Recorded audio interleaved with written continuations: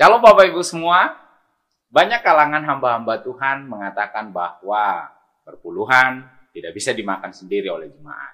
Jadi tidak heran sampai ada yang tanda kutip mengancam jemaatnya mengatakan bahwa ketika tidak memberi perpuluhan itu sama dengan mencuri. Ketika mau makan persepuluhan itu sama dengan pencuri. Dan pencuri tidak masuk dalam kerajaan surga. Nah, namun tahukah Bapak Ibu bahwa ada sebenarnya persepuluhan yang bisa dimakan sendiri oleh jemaat. Dan persembahan persepuluhan juga bukan untuk pendeta, tetapi untuk para pengerja yang membantu terselenggaranya ibadah. Karena memang setidaknya ada 3 jenis persembahan persepuluhan. Nah, ini mungkin sesuatu yang baru bagi Bapak Ibu. Mau tahu ulasan lebih lanjut? Tunggu video ini.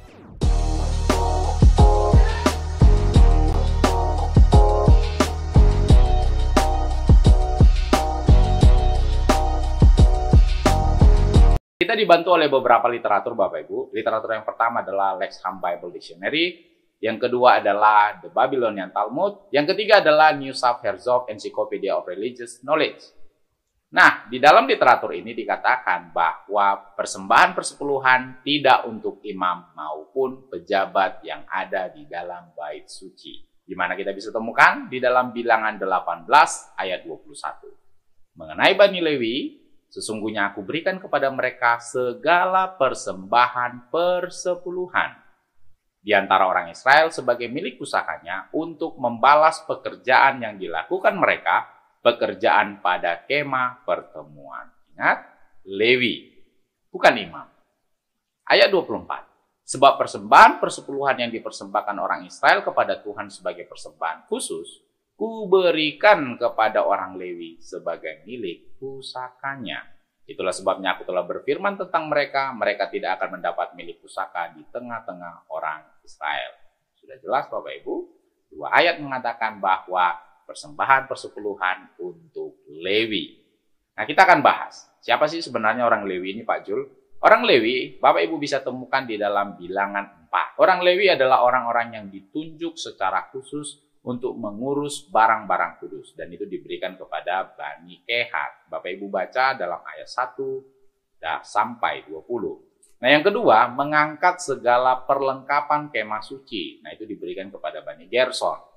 Ayat 21 sampai 28. Yang ketiga, mengangkat segala perkakas kemah suci. Itu diberikan kepada Bani Merari. Ayat 29 sampai 33. Jadi kalau kita simpulkan Bapak Ibu, orang Lewi ini adalah orang-orang yang bertanggung jawab atas segala sesuatu yang berhubungan dengan kemah suci di luar pelayanan imam, karena mereka adalah orang-orang yang diperbantukan bagi imam. Waktu itu adalah keluarga Harun demi terselenggaranya ibadah orang Israel. Jadi dengan kata lain, orang Lewi adalah orang yang membantu pelayanan imam. Zaman sekarang itu disebut dengan pengerja gereja. Nah, siapakah imam? Di dalam Keluaran 29 ayat 44, aku akan menguduskan kemah pertemuan dan mezbah itu. Lalu Harun dan anak-anaknya akan kukuduskan supaya mereka memegang jabatan imam bagiku. Jadi, orang yang memiliki jabatan dalam gereja disebut imam. Yang kedua, Ulangan 21.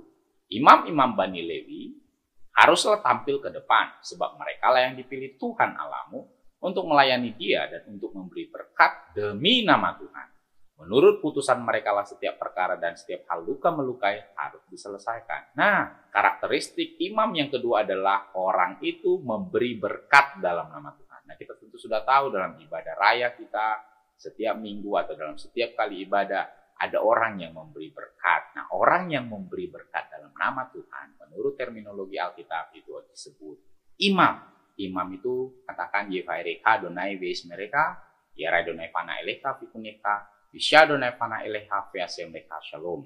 Nah, imam juga punya kewenangan dalam hal memutuskan sesuatu di dalam pelayanan, bahkan termasuk di dalam tatanan hukum.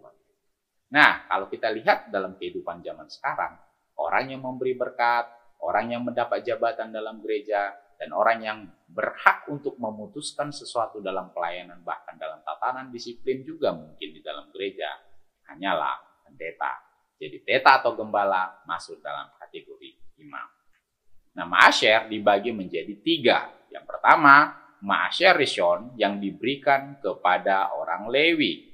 Yang kedua adalah ma'asyer sheni atau ma'asyer yang kedua yang dibawa ke Yerusalem dan bisa dikonversi menjadi uang dan dihabiskan di sana, dimakan bersama di sana. Dan yang ketiga adalah ma'asyer ani, yaitu ma'asyer persembahan persepuluhan yang diberikan kepada orang-orang miskin, kepada janda, yatim piatu, dan orang asing. Inilah yang kita sebut dengan persembahan diakonia. Jadi Bapak Ibu, ketika Anda memberikan persembahan diakonia, itu adalah bagian dari memberikan persembahan persepuluhan. Nah, mungkin selama ini Anda membedakan antara persembahan persepuluhan dengan persembahan diakonia. Pada teknisnya, persembahan persepuluhan adalah bagian dari persembahan diakonia. Nah, di mana persembahan yang bisa dimakan itu Pak Jul? Ada ayatnya dalam Ulangan 14 ayat 22 sampai 29. Perhatikan. Haruslah engkau benar-benar mempersembahkan 1/10 dari seluruh hasil benih yang tumbuh di ladangmu tahun demi tahun.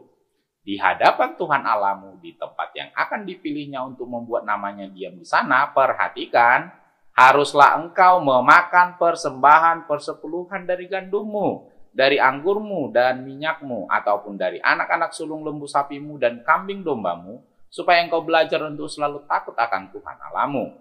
Apabila dalam hal engkau diberkati Tuhan Allahmu, jalan itu terlalu jauh bagimu sehingga engkau tidak dapat mengangkutnya, karena tempat yang akan dipilih Tuhan untuk menegakkan namanya di sana terlalu jauh dari tempatmu, maka haruslah engkau menguangkannya, seperti yang sudah saya sebutkan tadi dalam literatur, dan membawa uang itu dalam bungkusan dan pergi ke tempat yang akan dipilih Tuhan Allahmu.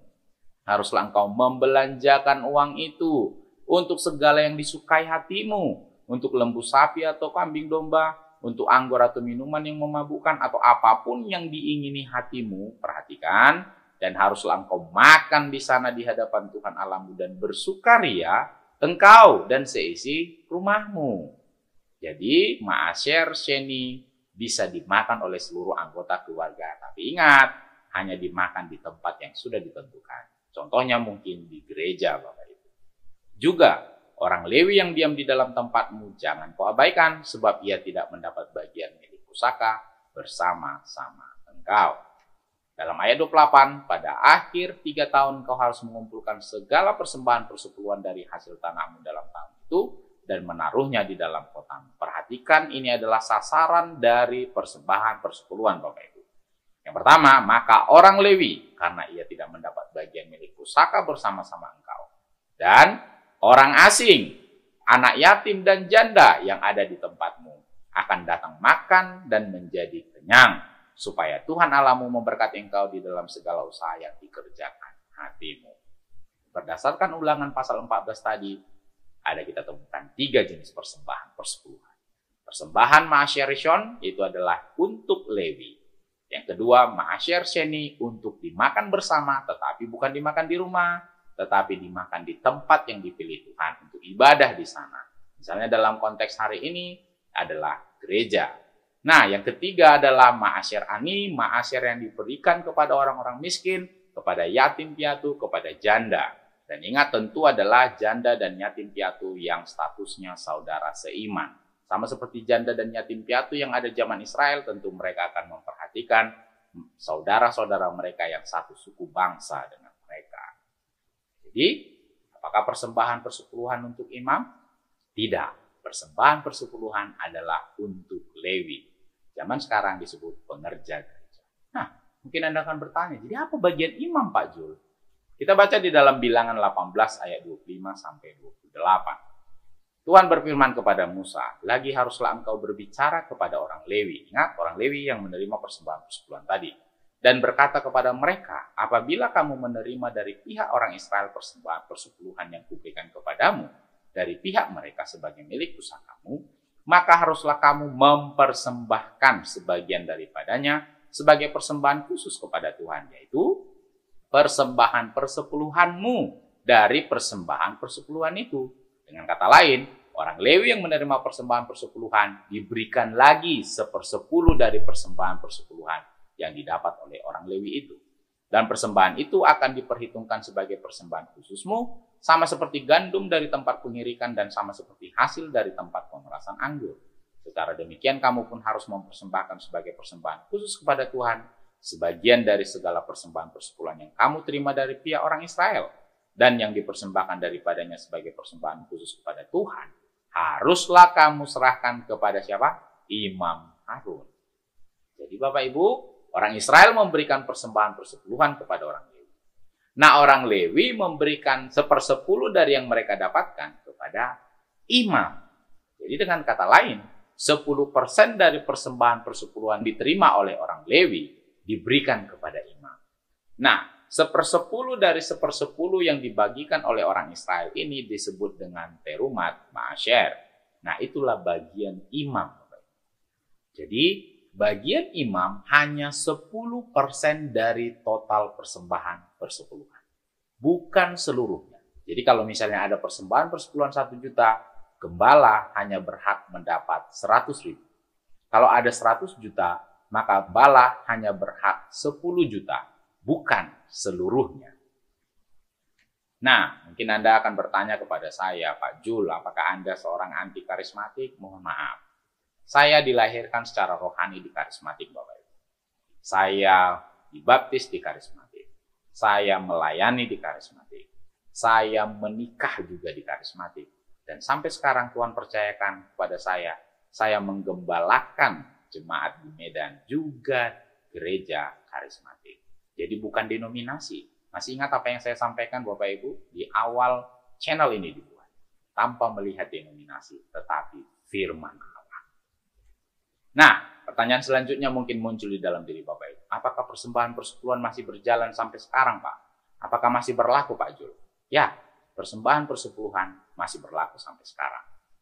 Nah, di mana kita bisa temukan? Di dalam Matius 23 ayat 23. Celakalah kamu, hai ahli-ahli Taurat dan orang-orang Farisi, hai kamu orang-orang munafik, sebab persepuluhan dari selasi, adas manis, dan jintan kamu bayar, tetapi yang terpenting dalam hukum Taurat kamu abaikan, yaitu keadilan, dan belas kasihan, dan kesetiaan. Perhatikan, yang satu harus dilakukan, yang lain jangan diabaikan. Yang satu tadi apa dijelaskan? Persepuluhan. Tetapi jangan juga mengabaikan keadilan, jangan juga mengabaikan belas kasihan, dan jangan juga mengabaikan kesetiaan. Nah, dalam sejarah gereja, persembahan persepuluhan itu sudah dijelaskan dalam kitab Didache. Kemungkinan untuk mempromosikan persepuluhan itu ada di sana, tetapi itu merujuk kepada kegiatan-kegiatan yang praktis dalam kehidupan masyarakat, termasuk membantu orang-orang miskin.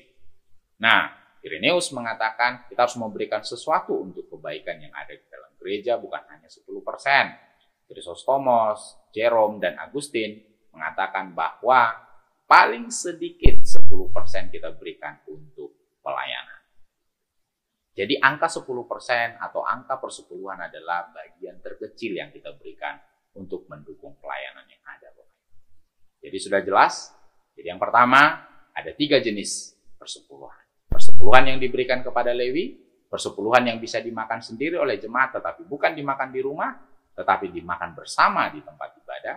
Yang ketiga adalah persepuluhan yang diberikan kepada orang miskin, kepada yatim piatu, kepada janda, yang tentunya saudara seiman Bapak Ibu, dan itu yang kita sebut dengan persembahan diakonia. Dan persembahan persepuluhan bukanlah bagian imam atau gembala, tetapi bagian dari Lewi yang disebut dengan para pengerja. Nah, apa bagian gembala? Bagian gembala dari persepuluhan adalah 10% jumlah persepuluhan yang diberikan oleh jemaat. Dan saya sudah sampaikan tadi Bapak Ibu bahwa saya bukan anti karismatik, karena sampai sekarang saya dipercayakan Tuhan untuk menggembalakan di salah satu gereja kecil yang juga adalah karismatik. Demikian yang bisa saya sampaikan Bapak Ibu. Biarlah kita belajar untuk tunduk pada kebenaran. Jangan benarkan yang biasa, tapi biasakanlah yang benar. Semoga ini bisa menjadi berkat. Tunggu video selanjutnya. Tuhan Yesus memberkati.